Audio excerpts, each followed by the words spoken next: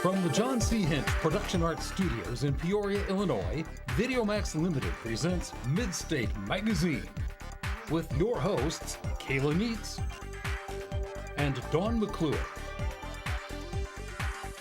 News with Brent Dravalis and Danielle Kamsky and the Midstate reporting team. Sports with Spencer Shelton. Nikki Garabrandt takes us about town.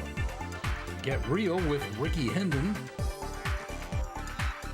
And Jackie Myers is in the spotlight. Street Team with Pablo Iglesias. Taylor Hurnett with About Crew. And State of the Arts with Brooke James. And now, from America's friendliest city, Midstate Magazine. Take it away, kids. Good evening and welcome to Midstate Magazine. I'm your host, Dawn McClure. And I'm Kayla Neitz. Yeah, and we got a lot in store for you guys today. But first, we're going to start talking about like some tattoos. All I know it's very popular, you know, in today's society. But Absolutely. You have one story in specific. Yes, there was a Norwegian teen who he picks up a lot of ladies, according to his friends, and they basically told him that it's not fair, and you either have to get a tattoo of a Barbie on your butt or a McDonald's receipt. So he ended up getting the receipt right on his forearm with everything he ate and the prices and everything. So I mean, while that's crazy, I would have chose the receipt as well instead of the Barbie on the butt. Well, Yes. I mean, you could think of it like, where is it going to be less visible? But still, I would be more inclined. You know, the discovery of the Barbie, I'm all right with. Right. But this week we have so much going on. We're going to get right to it, and let's see what's going on in Peoria. Let's check out what's going on with the news team. Good evening, and welcome to Midstate Magazine. I'm Brent Dravalis. And I'm Melody Mercado, filling in for Danielle Kamsky. Now let's take a look at the news. A list of those reported missing following a landslide in rural Washington state includes 108 names, emergency officials said Monday. But that doesn't mean all of them were killed in last Saturday's disaster north of Seattle, Snohomish County Management Director John Pennington said. The official death toll remains at 8, with 7 others hurt, he said. Until Monday, the number of people unaccounted for was reported to be 18. The landslide covered about a square mile and was caused by a groundwater saturation tied to heavy rain in the area over the past month. It affected the towns of Oso, a remote community of about 180, and Darrington, a town of about 1,350. Gwar lead singer Dave Brockie died last Sunday. Brockie was 50. His body was found Sunday by his bandmate at his home in Richmond, Virginia. Gwar manager Jack Flanagan said in a statement on the group's website. His heavy metal band formed in 1984, billing itself as Earth's only extraterrestrial rock band. Brockie performed as Gwar's frontman under the persona of Odorous Arungus.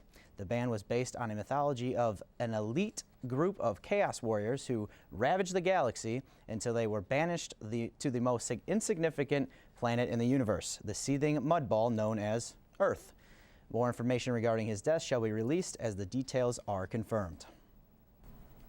A Chicago Transit Authority Blue Line commuter train derailed early last Monday morning, injuring 32 people on board. The 8-car train appeared to have been going too fast as it approached its platform stop at Chicago O'Hare Airport. The train skidded across the bumping post, a metal shock absorber at the end of the tracks, and collided into an escalator at the underground station. The Chicago Transit Authority investigators are reviewing the security footage and checking the parts and signals of the train to pinpoint what exactly caused the derailment. Pekin Hospital CEO Gary Jepson is leaving his 3-year position to work as CEO of Mercy Clinic in Oklahoma City. Highlights of Jepson's time at Pekin Hospital include the expansion of the gastroenterology program, the addition of a new surgical unit, and remodeled floors that allowed private rooms for every patient. Jepson was hired as Pekin Hospital CEO in June 2012, and his last day will be April 11th. There is so much going on around Peoria, we have to make a couple stops. First, let's check in with Ian Sprintsnagel and see what is going on with construction here in Peoria. Over the last couple of weeks, what used to be a smooth drive to Peoria, Illinois' own Bradley University has become a slow crawl. Within the last couple of weeks, major construction has been in progress on the intersection of Main Street and University, causing hassle for students and faculty who drive to or from Bradley University. I think the biggest thing for me is it affects me going to work.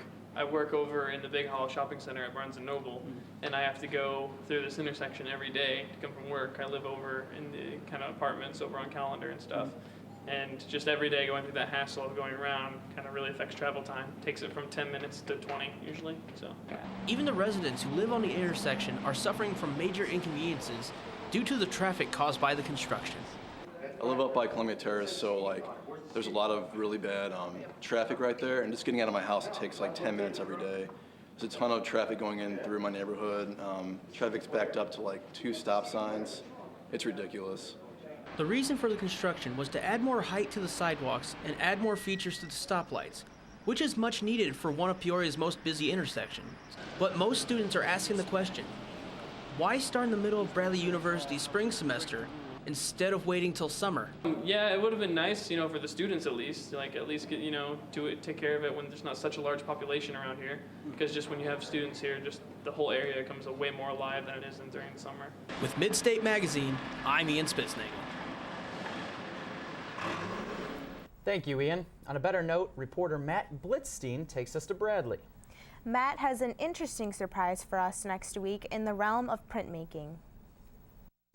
The talented printmaker Oscar Gillespie has been a professor at Bradley University for 28 years. Printmaking is 4 different processes, basic processes: silkscreen, etching, intaglio, woodcut, which is relief, and lithography. He says he got into printmaking by accident. A visiting professor then introduced him to printmaking. I was kind of curious, and I looked in on them, and he kind of pulled me in and used me as an example. Given that Oscar is the oldest of 11, he has been teaching his whole life. So when I got into college, I noticed that the other students would ask me things, and I was kind of good at giving them some instructions, so I decided to continue.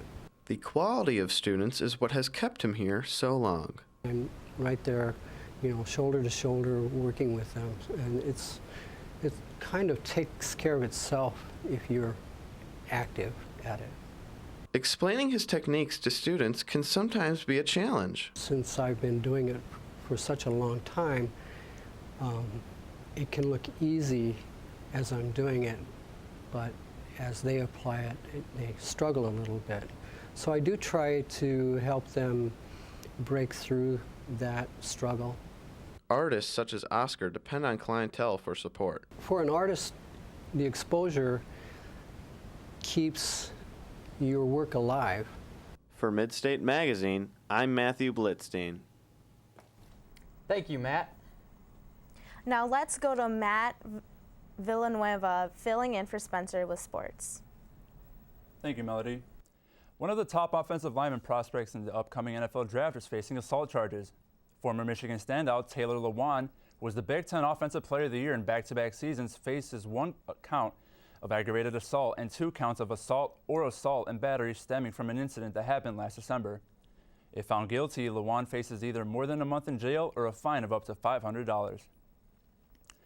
The Detroit Tigers are stocking up on options after learning of the untimely fate of shortstop Jose Iglesias. Iglesias, who suffers from stress fractures in both shins, is expected to be out 4 to 6 months. The Tigers' first traded left-handed pitcher Jose Alvarez in exchange for Los Angeles Angels shortstop Andrew Romney. Last Monday, the team traded utility man Steve Lombardozzi for veteran shortstop Alex Gonzalez, who had signed a minor league contract with the Baltimore Orioles this offseason. The Chicago White Sox have locked up one of the cornerstones to their pitching rotation. Jose Quintana signed a 5-year deal last week that could be worth as much as $27 million, depending on if he is eligible for arbitration following this season. If he is, the deal would be worth $27 million guaranteed. If he is not eligible, the money would decrease to $21 million. Quintana was 9-5 last season with an ERA around 3.5, 5th best among AL left-handers. That's all for sports. Let's send it back to Melody with the news. Thank you, Matt. Members of the Delta Sigma Phi fraternity at Eureka College held a teeter-totter marathon on Sunday to raise money for Washington Tornado Relief and the American Red Cross. The fraternity has hosted the fundraiser for over 20 years and picks a new charity to donate to each year. The 24-hour marathon took place from Saturday at 4 p.m. to Sunday at 4 p.m. in the town square at the intersection of Route 24 and Main Street in downtown Washington. It's definitely something I could see myself getting in on, and for a great cause. Oh, definitely. Well, that wraps up Midstate for this week. I'm Matt Villanueva, filling in for Spencer Shelton. I'm Brent Travalis. And I'm Melody Mercado, filling in for Danielle Hamsky. Have a great night and join us next week. Thank you, news team. All right, so also, we would just like to send out our condolences to all the families who've, lost people in the mudslide. They are expecting a lot of deaths. They haven't found too many yet, but hopefully that number comes to be a lot less than there. I know, and also, it's just been a lot of crazy things going on with the train in Chicago jumping the tracks, and then still the Malaysian plane Yeah, we have a little bit of an update on that, right? They just moved the location for where they were searching for it, like 700 miles north. Because they found some debris in the water, but so far that's it. Right. So hopefully all the families is holding on and all. But switching gears. What else? We had something in store. We've got this big stomach bug that's traveled through 8 different states, and it's sent 250 people just sick and 10 to the hospital. It's really similar to the flu, but it's not quite the flu. It's a little more serious. Right. All right. The celebrities are at it again. Nothing ever slows down in Hollywood. Let's see who's in the spotlight this week with Jackie Myers. I'm Jackie Myers, and this is In the Spotlight. Season 18 of Dancing with the Stars just got started. This season is a star-filled cast featuring James Maslow of Big Time Rush, Candace Cameron Bure, who played DJ on Full House, pop star Cody Simpson, USA's Sochi ice dancing gold medal winners Meryl Davis and Charlie White, just to name a few. But all the buzz is about Paralympic snowboarder Amy Purdy and her partner Derek Huff. If you think Amy's life isn't incredible enough, by getting a bronze medal at this year's Paralympics in Sochi, watch her dance. This Olympian is dancing on 2 prosthetic hydraulic legs. She is inspiring to watch. Her first week, she got all 8s. She's hoping to spread the message that you can do anything you put your mind to. She's definitely a competitor to watch. Actor Christian Norn from HBO's show Game of Thrones is learning to embrace his newfound spotlight. After coming out publicly in early March, Christian has been seen everywhere, including People magazine, CNN, and more. He says many people have thanked him for not looking like the typical gay guy. He goes on to clarify there's many different types of gay people, but some people don't know that. Some people think we all look and act a certain type of way. He is glad that he is inspiring people and hopes he can help people in some way. Even if it's just one, he'll be happy. Game of Thrones returns April 6th. Actress and singer Hilary Duff was close to testing California's new legislation on paparazzi last week when photographers swarmed in LA Park where her son Luca was playing and took pictures without her consent. This type of behavior is against the law in California since January. Duff went to Twitter to voice her displeasure with the situation, saying, "I chose to let them off with a stern warning. Next time I will not be so nice. All kids deserve to have their childhood." We couldn't agree more, Hillary. For In the Spotlight, I'm Jackie Myers. Thanks, Jackie. All right, so Olympics, that's really cool. I heard a little bit about Meryl and Charlie. They were the Olympic ice skater winners. Right. Everybody was expecting them to be kind of phenomenal just because of how well they ice skate, but they're actually pretty klutzy when it comes to just being on the floor and just with their feet. They don't have quite the rhythm that they do on the ice. I mean, I guess it is kind of different. Yeah. Ice, they practice for hours and hours. I mean, I'm sure you use your body, but I'm sure it's in a different way. Completely, just rhythm with the hips and everything like that. I'm sure they're very structured when they're ice skating. It's not so much, especially with Latin dancing. And speaking of terrible things to have or look at, you said there was a salmonella outbreak, correct? Oh yeah, we're going to be talking about food next, but something, hopefully we will find a little tastier. There's a huge salmonella outbreak, so everyone just be careful. All right, well, do you smell what's cooking right now? I sure does. It smells pretty good. Megan Gorecki must have found something good with Let's Eat. Let's see what she has.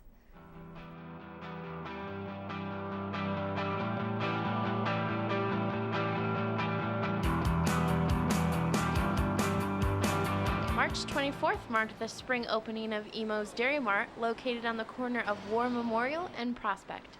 Emo's Dairy Mart is a Peoria staple for decades. They have been serving their famous ice cream and chili dogs to the local Peorians. The seasonal opening had a huge turnout with both loyal and new customers alike. We caught up with some of the customers as they awaited for their orders. So how long have you been coming here to Emo's? Probably ever since I lived here, so like 5th grade. 5th grade? What keeps you coming back? The cotton candy sprinkles. We have the chance to talk with Tom King, who had been loyal to Emos for over 40 years. Yeah. What keeps you coming back? The chili dogs, naturally. The ice cream, you know, it's a tradition. A tradition? Right. Do you bring your whole family here? Sometimes, yes. I had the hot dog, which was delicious. My producer Joel had something a little more messy. Their famous chili dog. Smothered with cheese and chili, Joel claimed that there was enough chili to not only cover his dog, but his fries as well. He finished it off with a Kit Kat Wizard. From Midstate Magazine, I'm Megan Gorecki.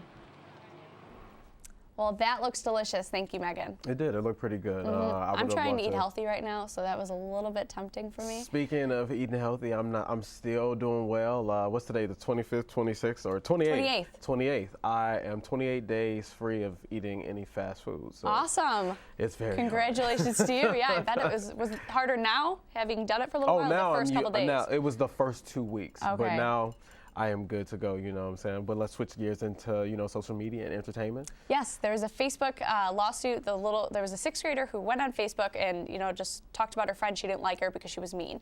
And she wasn't on school computers, but the school confiscated her password and her username and made her give it to them. And then she said that was unconstitutional of them. It was against her constitutional rights. And they had to give her $70,000. Wow. So a sixth grader is now in possession of $70,000. I wish I was that sixth grader. Yeah, right absolutely. Now. Yeah. I'd like someone to confiscate my username and password and I'd get $70,000 exactly, for it. Right. Also, we got some music coming up soon. Anything? Yep. Have you heard anything or been listening to any different new music? Well, locally, The Fray is going to be coming to Bradley University. It is $15 for Bradley students, but I know other people can buy tickets on Ticketmaster and things like that as well. Okay, well, I'm hoping to learn something new. I'm not that familiar with them. And this week on The Beat, they have an exciting artist coming to Peoria, as we just mentioned. Let's see who it is with Haley Fichter. Hello, I'm Haley Fichter with On The Beat. The Fray formed in Denver, Colorado in the year 2002. The Fray means the front lines of war. The Fray is a pop rock band that has been very successful.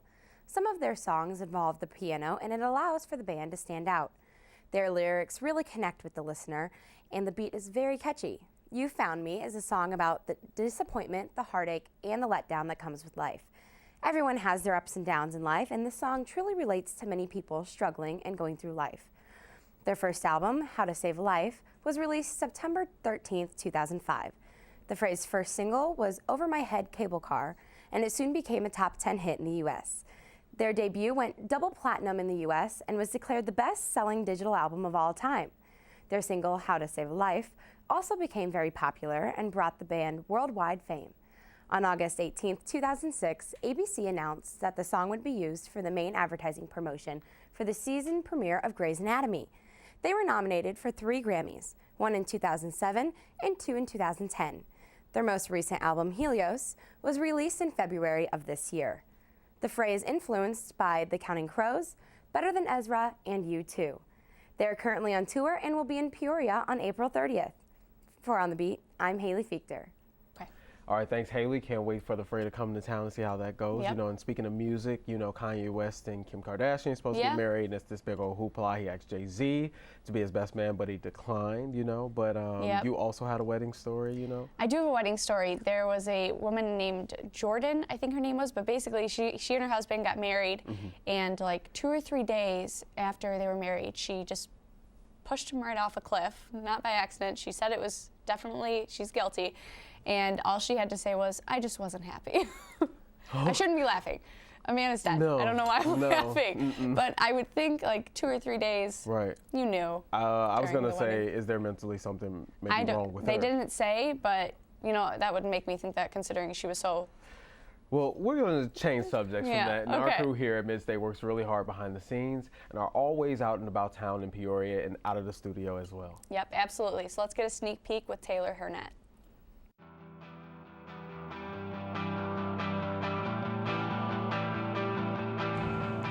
Do you think you have what it takes to be a reporter? Let's go meet Celeste Castaneda, one of many Midstate reporters. Although Celeste is new to reporting, she still finds her job enjoyable.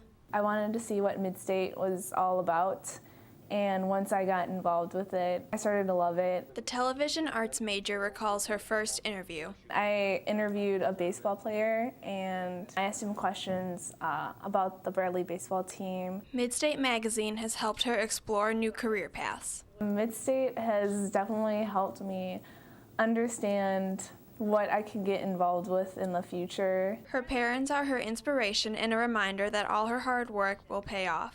So they kind of taught me to be a hard worker and to be determined and to never give up. For About Crew, I'm Taylor Hurnett. Oh.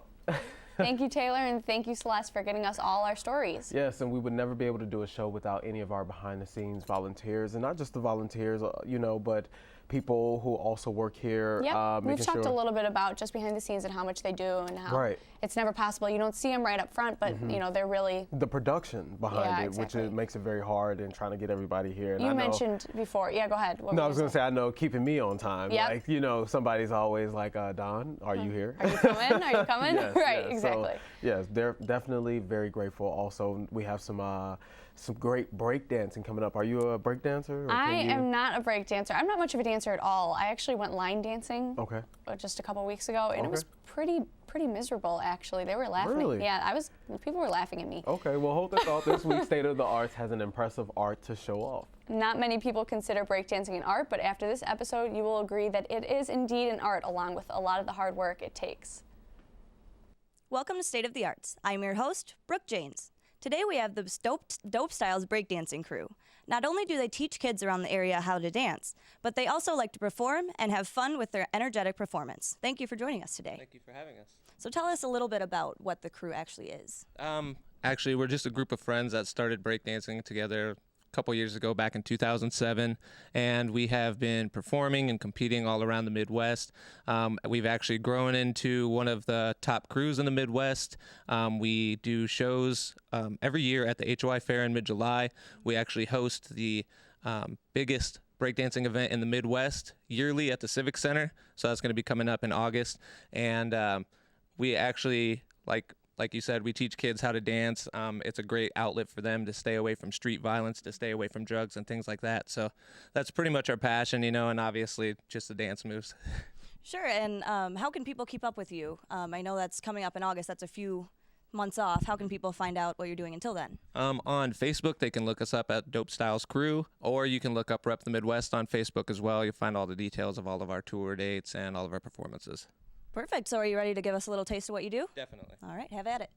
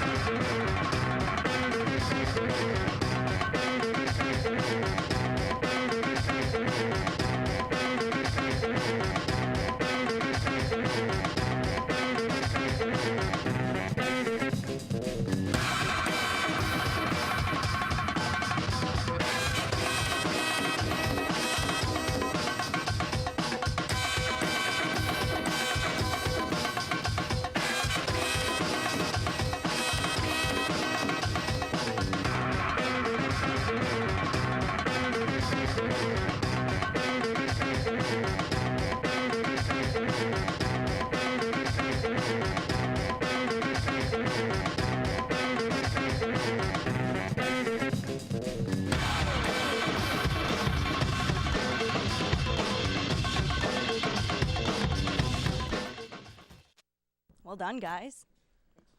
That's all we have for this week of State of the Arts. Thank you, Dope Styles, for being on the show. Be sure to join us next week for more exciting talent from around the area. I'm your host, Brooke Janes. Thank you, Brooke, and thank you, Dope Styles. Yeah, that was pretty good. Now, Dawn, I understand that you can do some of that fancy footwork yourself. We got the stage up here. I don't want to hurt nobody and hurt myself. You don't want to embarrass me, make me look bad, right? No, I mean, the footwork was like, oh, I could learn that. But then once they started sliding on the heads and stuff, You're I was out. like, I can't do that. Okay. Yeah, I would have broke my neck pretty much. That's what it would have resulted in. Right. Well, yeah. It looks pretty risky, but I thought that was really cool. Yes. No, definitely. The only, I guess, classical training I've had is in tap dance and for theater. Really? So, yes, I can tap dance. Okay. Yeah. I think we're going to have to get you on State of the Arts sometime with your tap shoes. Unless in your it's hat. required, I don't do it. But, anything, what about yourself? You got any kind of classical training or? No, I was that person who tried everything for like 2 weeks. So piano, 2 weeks, voice lessons I did for like a year. That one I stuck with for a little longer. Oh, sing something for us. Oh, no, not to, when you tap dance, I'll be your duet and I'll sing with you. We'll do a tap dance singing duet. Because I've taken singing classes too, okay. so I don't want to embarrass Harmonize you. Right. while you, okay, this is going to be good. Gotcha. We'll do that. We'll look into that. But we've talked about a lot today. Yes, as a quick recap, we've had the plane. Yep, and hopefully everything goes well with that. The landslide, I'm hoping that the death casualties, come down by a lot, what they're expecting. And just, I guess, sending out condolences to everybody's families across the world, just comfort. Yes, it's just been a lot of tragedy, and sometimes I think it feels like one after the other. Right, yeah, and I think sometimes, especially being in news, we focus on such harsh things that we forget to focus on things that make us happy and things like that. And so, get out there and find reasons to smile. And this past weekend, the weather had warmed up and everything. It is finally starting to feel a little bit like spring. Yes. I haven't put my coat away yet. Spring now. It is officially spring, but it's starting to finally feel like it. Yes, it was in the 60s on Sunday, so can't beat that, Exactly. And that's a wrap up tonight's show. Thank you for watching. I'm Don McClure. And I'm Kayla Neitz. Thank you for watching, and be sure to join us next week.